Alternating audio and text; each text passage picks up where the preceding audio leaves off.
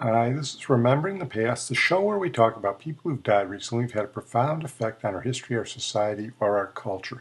Tonight we're going to start out with not a person but a place, the Tappan Zee Bridge, which essentially died at the age of 62.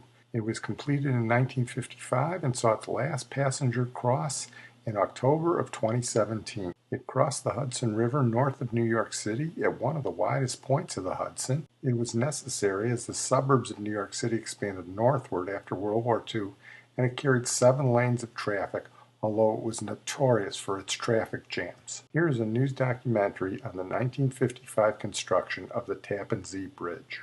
Your New York State Thruway, superhighway and main street of the great Empire State, is extended another 28 miles from Suffern to Lower Yonkers. Motorists and truckers now have 424 miles of this longest of all expressways. This ties the New York metropolitan area with upstate New York and provides connections with expressways in neighboring states. The most spectacular project on the Thruway is the 3-mile bridge spanning the historic Tappan Zee section of the Hudson River between Tarrytown and Nyack. This is the largest bridge of its type in the world. First test borings for this $60 million structure were sunk in mid-1951. Actual construction work started in March of 1952. Vast quantities of steel and concrete soon formed the foundation. There are more than 153,000 cubic yards of concrete, 14,000 tons of reinforcing steel, and almost 60,000 tons of structural steel in the bridge. It has over 27 acres of pavement spread over 6 wide lanes, 3 in each direction.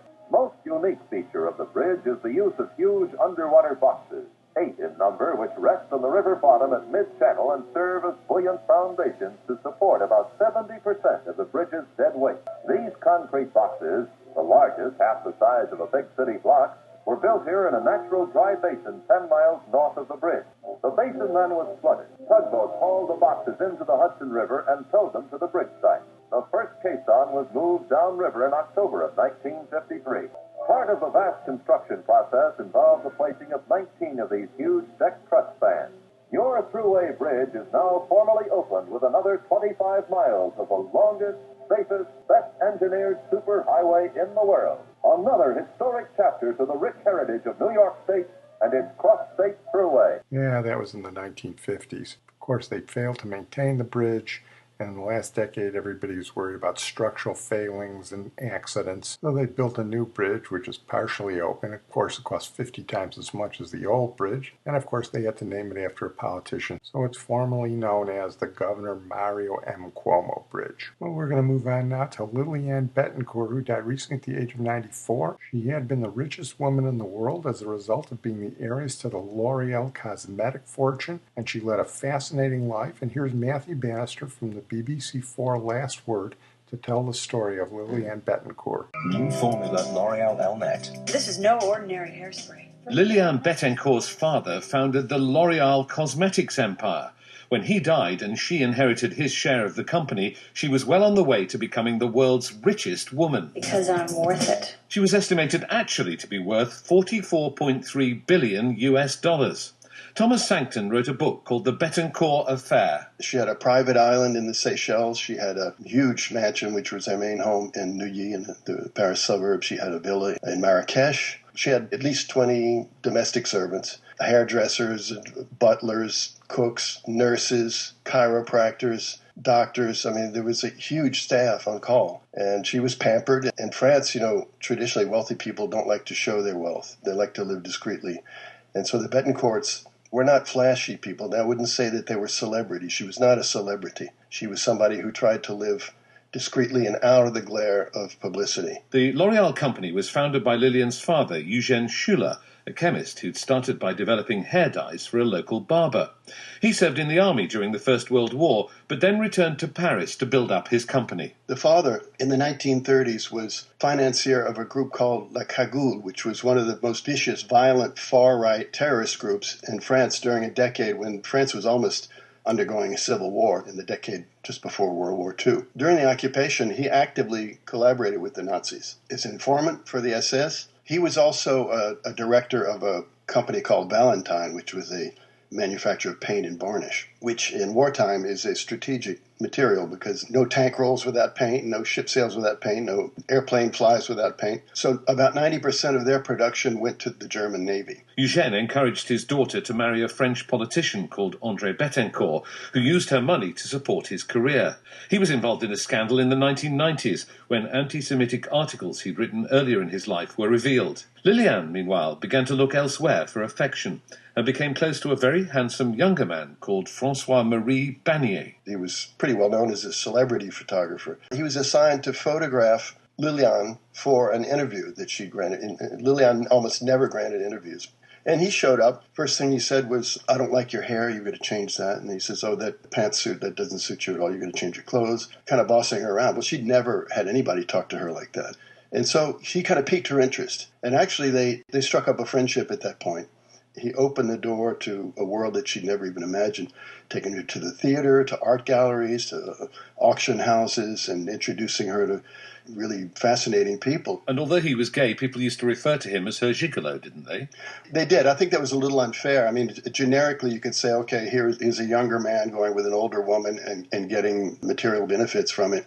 I don't think there was any sexual relationship between them, but a very strong bond that I described in my book as a platonic love affair. And she really was in love with him. And she gave him many gifts, didn't she? Fairly early on, she bought an apartment for him. She started to finance his photo books and photo exhibitions. She gave him art. She gave him $90 million worth of artworks. Picasso, Matisse, Munch, Fernand Léger, Braque, you name it. So the person who got upset about this was her daughter. Right. Her daughter got upset. In fact, her husband, I wouldn't call him necessarily an enabler, but he was pretty tolerant of the whole thing. And he knew that his whole career and his handmade suits and cigars also came from Liliane's fortune. It was her fortune, and he didn't really have much to say about it, and therefore he didn't. The daughter, on the other hand, a report she heard from one of Liliane's domestic servants who claimed to have overheard Bagnier and Liliane discussing an adoption project. That is, that Liliane was going to adopt François-Marie Bagnier as her son. And would that have disinherited the daughter? No. In 1992, Liliane signed documents which guaranteed that the daughter would get all of her L'Oreal stock, which she's just inherited. And that's what's worth $75 billion. So what was the daughter upset about? She said, "I'm doing this to protect my mother from exploitation." She had a terrible relationship with her mother. She always lacked affection from her mother. She never could satisfy her mother. She always came up short in her mother's estimation. You see, Liliane was a very dynamic, active person. Françoise didn't care about the life of the rich and socially prominent people. She really withdrew into her own world, which was populated by books, reading books and writing books, and her piano. So they were very different types. She never lived up to her mother's expectations, and the mother let her know it. The arguments between mother and daughter erupted into a high-profile court case. By now, Liliane was suffering from Alzheimer's, and François-Marie Bagnier was convicted of abusing her weakness and sentenced to 4 years in prison, although the sentence was later suspended on appeal. But the case had wider political ramifications. The former French President Nicolas Sarkozy has been placed under formal investigation over allegations that he received illegal donations for his 2007 presidential campaign. Nicolas Sarkozy, who was the president at the time, early on he tried to offer to intervene as an intermediary between the mother and daughter, which is rather extraordinary for the president of a country to intervene in a family feud.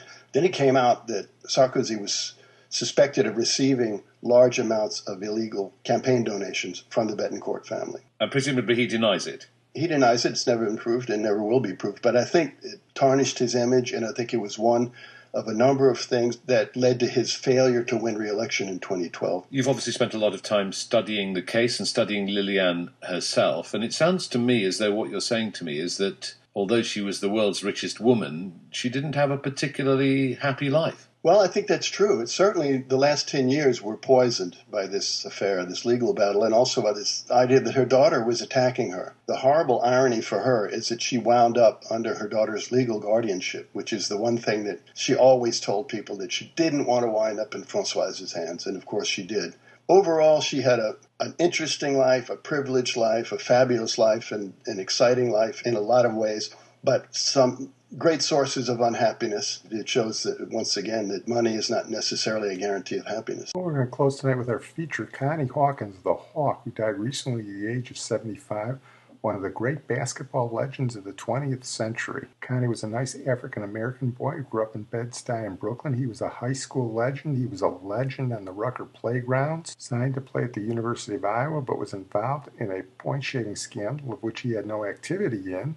The NBA wouldn't let him play, so he filed a lawsuit. In the interim, he played for the Globetrotters. He played in the ABA, where he was the most valuable player, and led the Pittsburgh Pipers to an ABA championship. And he finally settled for $1.3 million with the NBA, played 6 years with the Phoenix Suns, and was an all-star in 4 of them, and made the NBA Hall of Fame in 1992. He was 6'8", he could jump, he could handle the ball with one hand. He was one of the great dunkers of all time. No less than Larry Brown called him Dr. J before Dr. J, and Michael before there was Michael. Here's a report on the great Connie Hawkins. Connie Hawkins, who's my all-time favorite player. When he was a senior at Boys High, I was in the 8th grade, and I'd follow him around from playground to playground. He was the most exciting player for a young kid that I've ever seen. He was a demigod in my eyes. Connie Hawkins! Connie Hawkins considered one of the greatest New York City players ever because Connie Hawkins played like a New Yorker. When I get in the game, for those 48 minutes, I'm giving you numbers. Connie had formidable skills. He was certainly in the category of any of the great offensive forwards in the game. Connie Hawkins was Julius Erving 8 years before Julius. He was Michael Jordan 21 years before Michael Jordan. Connie Hawkins, he had incredible moves. Connie really started the graceful gliding to the basket, almost like a ballet dancer on a basketball court. The kind of skills of handling the ball, looking and making moves and being pizzazzy as a ball handler was sometimes seemingly a throwback to the Globetrotter days. He was the first player that could hold a ball in his hand. He was the first master of one-handed ball control. His hands were so big, he'd palm the ball off the dribble. They bring it to Connie Hawkins, top of the key. He fires under the cells. He's got it. A layup. He'd actually palm rebounds coming out of the air, not cup them, palm them. It's just really tough to kind of stop a guy that can hold a ball like a grapefruit, as Connie did. He was beautiful to watch. It took Connie Hawkins longer than most superstars to get to the NBA, but once he did, he made Brooklyn and all of New York proud. He goes and he plays in the old ABL, and he's the MVP of the league for Pittsburgh. And then what he does is he plays for the Globetrotters for 3 years. And then the ABA surfaces, and they take from it. And he's the MVP in the first season of the ABA, 67-68. In 1969, at the age of 27, Hawkins joined the Phoenix Suns. The 4-time NBA All-Star averaged over 20 points per game in his first 3 seasons in the NBA. The leading scorer of the Phoenix Suns, playing in his first All-Star game at 6'8" from Iowa, Connie Hawkins. He created so many options for himself and for his players. So sometimes I thought Connie was so good, he had to make a choice. 58 seconds on Connie for the jumper. Good! He played hard all the time. When Connie got in the game, it was like, okay, let's keep him under 40. Not let's keep him from scoring. Let's keep him under 40. And he played for result, not for effect. He didn't try to showcase his talent. He played to win the game. 10 seconds left in the game. Hawkins, grab, hangs. He didn't have a power body, but he had a great natural instinctive feel for the game. He was a terrific passer. Hawkins. He was a spectacular dunker. He would go to the basket, and he would finish it on you. Connie Hawkins. Beauty. Defensively, he had the gift of long arms and large hands and excellent timing. You could go to the basket and lay that ball up someplace where you think he can't get it, and he would go up and pluck it out of the ear with one hand. The smile part that he enjoyed, showed you that he enjoyed embarrassing you out there. That's the Connie Hawkins that I liked and admired. Oh, he's burning them now. He is just burning them. He had become a real force, offensively and defensively. Had Connie come to the league in 64, he would go down in history as one of the 10 greatest players ever to play the game. Hawkins retired in 1976. While others may have had longer careers, few were as dazzling as the Hawk, a New York City legend. Well, I'm going to close on that note. I want to thank my producer and IT genius, Sid Tepps. And as a tribute to Connie Hawkins, the New York City legend, we're going to play a little bit of my favorite song about Brooklyn by Neil Diamond. Makes me think a little bit of my father. This is Brooklyn Roads. The son of a young boy, come home to my room. Does he dream what I did as he stands by my window and looks out on the woods? Brooklyn Rose, Brooklyn Rose.